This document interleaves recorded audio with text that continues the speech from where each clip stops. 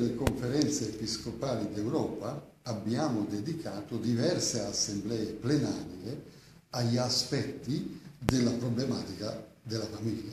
Una volta abbiamo fatto un percorso attraverso le legislazioni di tutti i paesi europei sul matrimonio. Un'altra volta abbiamo dedicato un intero anno di ricerca al problema demografico in Europa. E quest'anno abbiamo l'intenzione di occuparci un po' più dettagliatamente della questione della famiglia.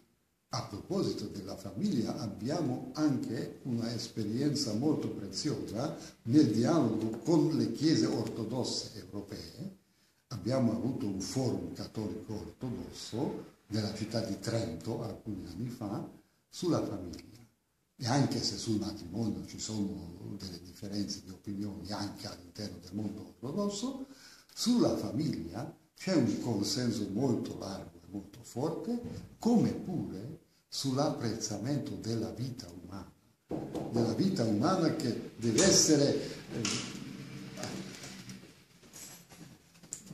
essere stimata dal concepimento fino alla morte naturale.